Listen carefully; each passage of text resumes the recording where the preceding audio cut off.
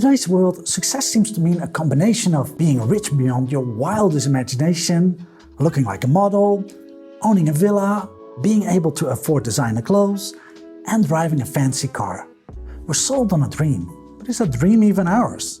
What if there was another way of defining success? In today's video, let's rethink what success really means to make sure we're aspiring to it for the right reasons.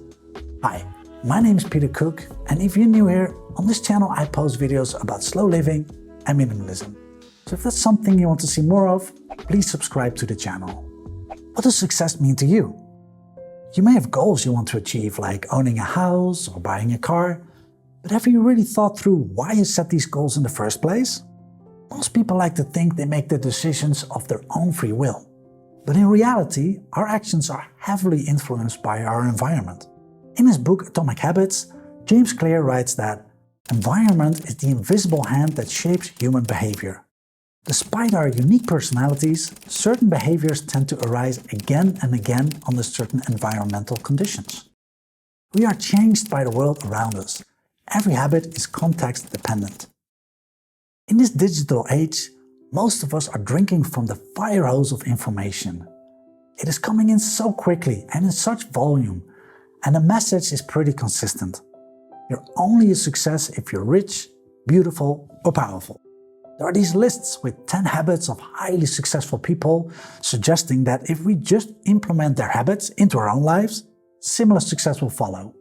Then there's all this information out there about how to be more efficient and productive. Waking up at 4 AM like a Marine, reading a book per day by speed reading, or just racing through the summary. Hustling, grinding, living now and only sleeping when you're dead. And when you're hanging on by a thread, all it takes is scrolling through your Instagram feed to be reminded of what you're doing it all for. The bling bling, the ka-ching, and the endless traveling.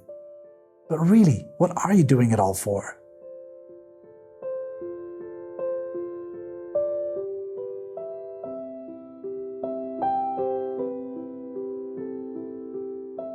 When I was younger, I definitely didn't give this much thought. I remember landing my corporate job and then getting my first paycheck. It was the most money I'd ever seen, and my first thought was, how can I spend it?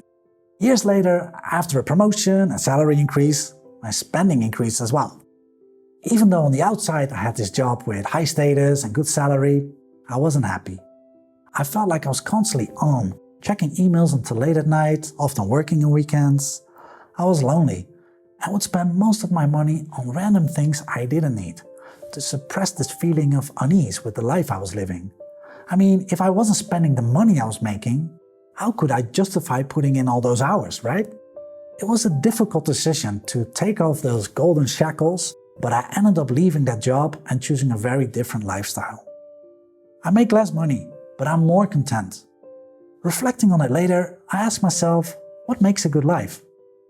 I've heard someone once say that shooting for the moon is great, but there are a lot of moons in the universe, and you want to make sure the one you're shooting for is your own.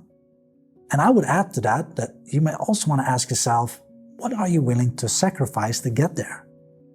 The picture that's painted of those who have it made isn't complete. There's so much missing.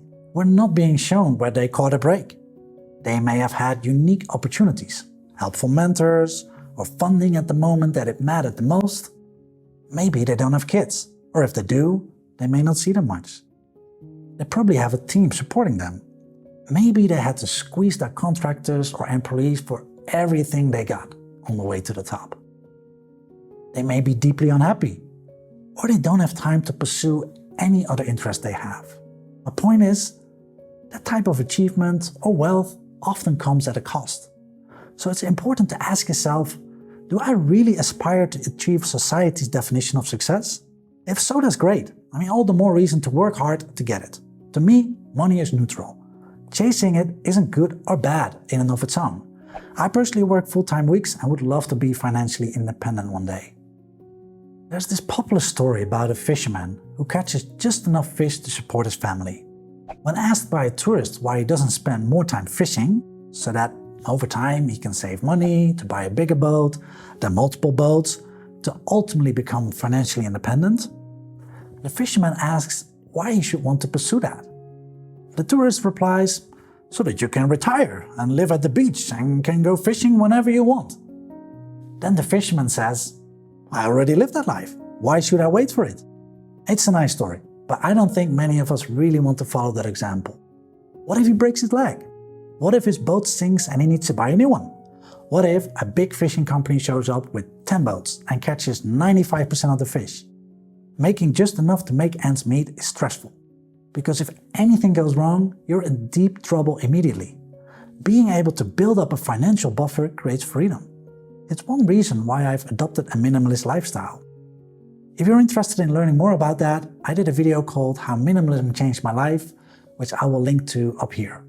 Money may not solve every problem, but it solves money problems. But I take issue with this idea that money is the end-all be-all, and you're a failure if you don't have lots of it. At the end of their life, people never say, "I wish I worked harder." It's the opposite. They regret working too hard and not having had the courage to live a life true to themselves instead of the life they felt others expected of them. I would like to reflect on my own life in old age and see a life that's rich in experiences, one that felt meaningful and shared with my loved ones. And yes, I'd like it to be a comfortable life, but not at all cost.